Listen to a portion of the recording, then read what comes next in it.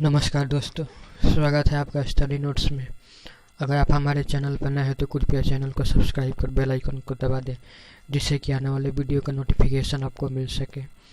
जैसा कि आप सबको पता है कि हम एनसीईआरटी सार संग्रह का डेली वीडियो अपलोड करते हैं। इसी के संबंध में हमारा ये मौर्य साम्राज्य से संबंधित ऑब्जेक्टिव टाइप क्वेश्चन अपलोड कर रहे हैं। तो चलिए शुरू करते हैं।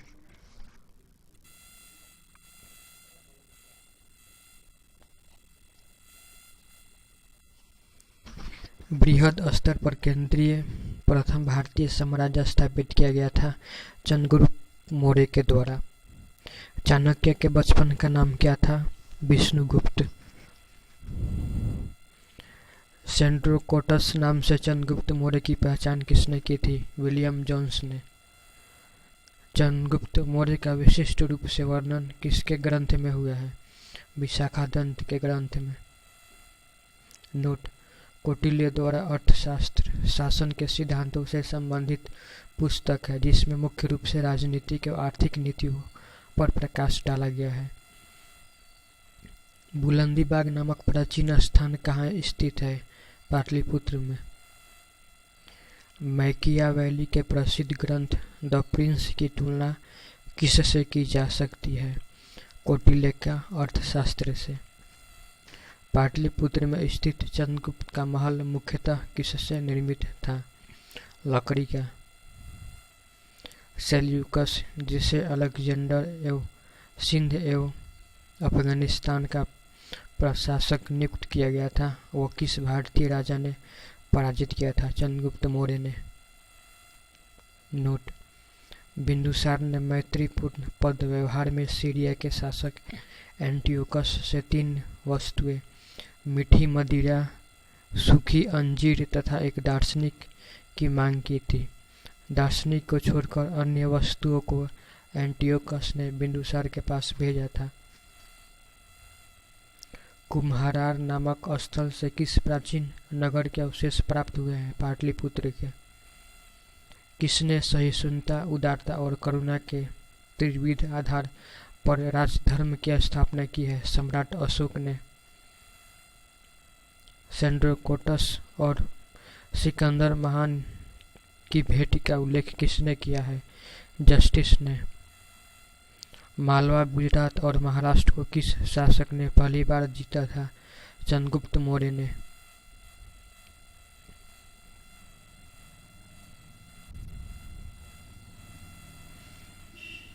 नोट: मौर्यकालीन अधिकारी। मौर्य काल में सबसे उच्च स्तर के अधिकारी तीर्थ कहे जाते थे। अर्थशास्त्र के अनुसार इनकी संख्या 18 थी। मंत्री या पुरोहित प्रधानमंत्री तथा प्रमुख धर्माधिकारी होते थे। युवराज राजा का उत्तराधिकारी होता था। सन्निधाता राजकीय कोषागार का प्रधान अधिकारी होता था, यानी कोषाध्यक्ष। समाहर्ता राजस्व विभाग का सर्वोच्च अधिकारी वित्त मंत्री यानी कर संग्राहक होता था। मंत्री परिषदाध्यक्ष यानी मंत्री परिषद का अध्यक्ष होता था। प्रदेष्टा फौजदारी न्यायालय का न्यायाधीश यानी कमिश्नर होता था। व्यवहारिक यानी दीवानी न्यायालय का मुख्य न्यायाधीश होता था। नायक सेना का संचालक नगर रक्षा का अध्यक्ष होता था। सेनापति सेनाध्यक्ष सर्वोच्च सैन्य कमांडर होता था। अंतर्वर्षी का सम्राट का अंगरक्षक सेना का प्रधान अधिकारी होता था। कर्माधांतिक उद्योग धंधे एवं कारखानों का प्रधान निरीक्षक या अध्यक्ष होता था।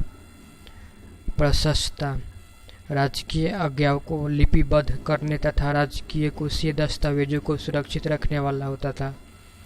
दंडपाल सैन्य सामग्री का प्रबंधन करने वाला प्रमुख अधिकारी होता था। दुर्गपाल देश के भीतरी दुर्गों का प्रबंधक होता था। अंतपाल सीमावर्ती दुर्गों का रक्षक होता था। आटविक यानी वन विभाग का सर्वोच्च अधिकारी होता था। देवारिक राजमहल का प्रबंधन व देखरेख करने वाला प्रधान अधिकारी होता था। नागरक यानी नगर का सर्वोच्च अधिकारी होता था। मौर्यकालीन अधिकारी पौत्वाध्यक्ष का मुख्य काल होता था मापतौल का।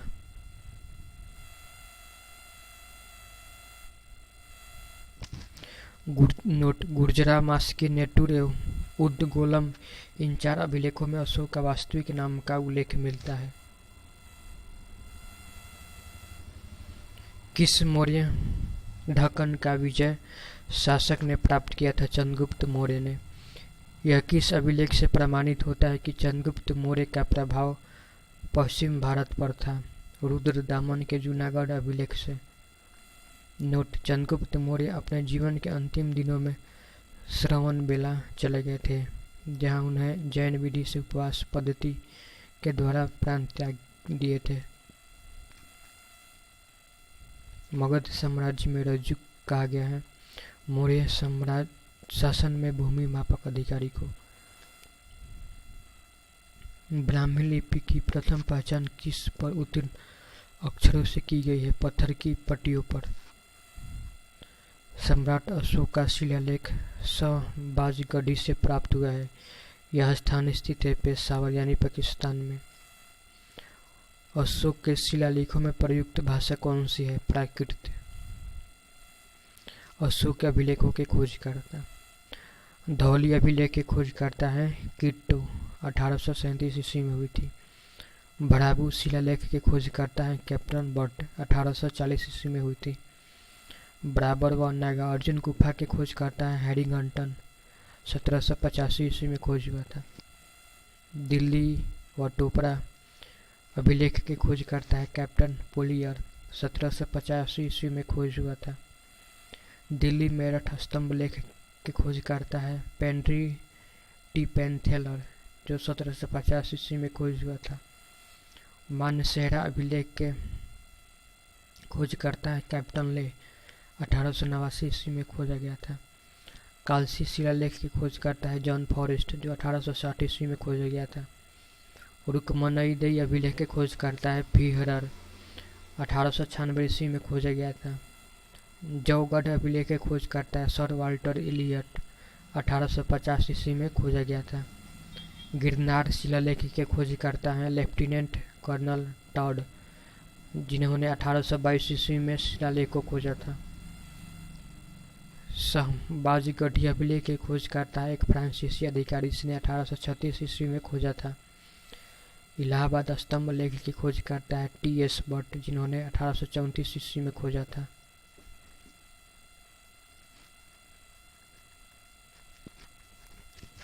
मास्की अभिलेख के खोजकर्ता है बीडेन, जिन्होंने 1915 ईस्वी में खोजा था।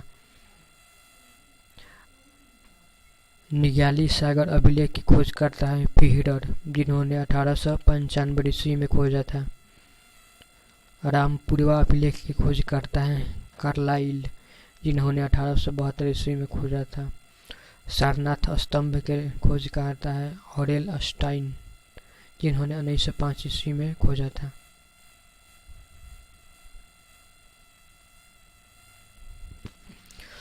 अशोक ने बौद्ध होने के बाद भी हिंदू धर्म में आस्था नहीं छोड़ी। इसका प्रमाण मिलता है देवनाम्पिये प्येदवस यानी देवों का प्यारा उपनाम से। प्राकृत अशोक ब्राह्मी लिपि का पता किस स्थान से चला है? श्रीलंका स्थित अनुराधापुर से। सारनाथ स्तंभ का निर्माण करवाया था अशोक ने।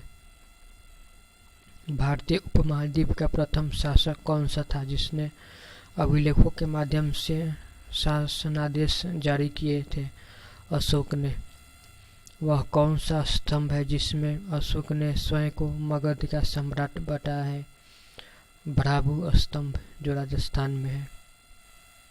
नोट: ब्राह्मी लिपि में लिखे अशोक के शिलालेखों को सर्वप्रथम जेम्स प्रिंसेप ने पढ़ा था।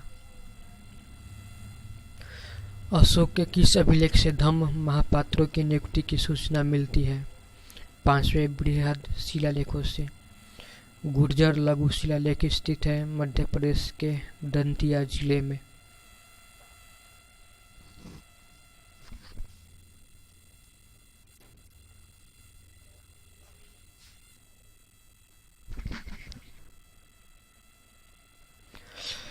गुर्जरा लघु शिलालेख स्थित है मध्य प्रदेश के दंतिया जिले में। मौर्य काल में भूमि कर जो कि राज्य की आय का मुख्य स्रोत था, किस अधिकारी द्वारा एकत्रित किया जाता था? शीताध्यक्ष के द्वारा। मध्य प्रदेश स्थित सांची का स्तूप का निर्माण किस मौर्य शासक ने करवाया था? अशोक ने। नोट: मौर्य राजवंश के शासकों में सुदूर देशों जैसे सीरिया और मिस्र के साथ राजकीय संबंध थे। उत्तराखंड में सम्राट अशोक के शिलालेखों की एक प्रति किस स्थान से प्राप्त हुई है? कालसी से। प्रसिद्ध यूनानी राजदूत मेगास्थनीज भारत में किसके दरबार में आया था? चंद्रगुप्त मौर्य के। विभिन्न विभाग और उसके अधिकारी। शीताध्यक्ष कहा जाता था कृषि विभाग के अध्यक्ष को। आकारा अध्यक्ष कहा जाता था खानों के अध्यक्ष को। लक्षणा अध्यक्ष कहा जाता था मुद्रा विभाग के प्रधान को। शुल्काध्यक्ष कहा जाता था व्यापारिक कर का प्रधान को। मुद्रा अध्यक्ष कहा जाता था पासपोर्ट विभाग के अध्यक्ष को। और संस्थाध्यक्ष कहा जाता था व्यापारिक मार्गों के अध्यक्ष को। मौर्य काल में व्यापारियों के संगठन को संभवतः संभुस्थान और समव्यवहारिक तथा व्यापारियों के नेता को सार्थवाह कहा जाता था।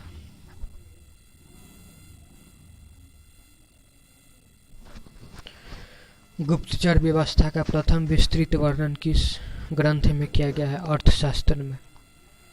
मौर्य काल के किस पुस्तक में जहाज निर्माण व नाविक गतिविधियों का वर्णन है? इंडिका यानी मेगास्थनीज में लिखा गया था। चंद्रगुप्त मौर्य अपने अंतिम समय किस धर्म का अनुयायी हो गए थे? जैन धर्म का। कौन सा स्थान मौर्य काल में शिक्षा का सर्वाधिक प्रसिद्ध केंद्र था? तक्षशिला। गांव के शासन को स्वयं पंचायतों के माध्यम से संचालित करने की व्यवस्था का सूत्रपात किस वंश ने किया था? मौर्य वंश ने। नोट: मेगास्थनीज ने अपनी पुस्तक इंडिका में भारतीय समाज को 7 श्रेणियों में विभाजित किया था। अशोक का समकालीन तुर्मय कहाँ का राजा था? मिस्र का। मिस्र के शासक टालमी फिलाडेल्फस के साथ अशोक के राजनयिक संबंध थे। संभवतः इसी को तुर्मनय कहा गया है। चंद्रगुप्त मौर्य और अशोक दोनों का एक साथ उल्लेख किसके अभिलेख से किया गया है? महाक्षत्रप रुद्रदामन का जूनागढ़ अभिलेख से। भाग एवं बलि किसके मुख्य स्रोत से? राजस्व के स्रोत से। गिरनार क्षेत्र में एक झील का निर्माण किस शासक ने करवाया था? चंद्रगुप्त मौर्य ने। नोट: कौशाम्बी तथा प्रयाग के स्तंभों में अशोक की रानी कौरुवाकी द्वारा दान किए जाने का उल्लेख है। इसे रानी का अभिलेख भी कहा जाता है। प्राचीन भारत के किस ग्रंथ में पति द्वारा परित्यक्त पत्नी के लिए विवाह विच्छेद की अनुमति दी गई है? अर्थशास्त्र में। कलिंग युद्ध की विजय तथा क्षत्रियों का वर्णन अशोक के किस अभिलेख में है? 13वें शिलालेख में। अशोक के अभिलेखों से किस दक्षिणी राज्य के अतिरिक्त सभी दक्षिणी राज्य का उल्लेख होता है? सातवाहन से। अंतिम मौर्य सम्राट था बृहदर्थ। मौर्य की जल संसाधन व्यवस्था की जानकारी किस अभिलेख से प्राप्त होती है? रुद्रदामन का गिरनार अभिलेख। अशोक का समकालीन मिस्र का राजा था अलेक्जेंडर।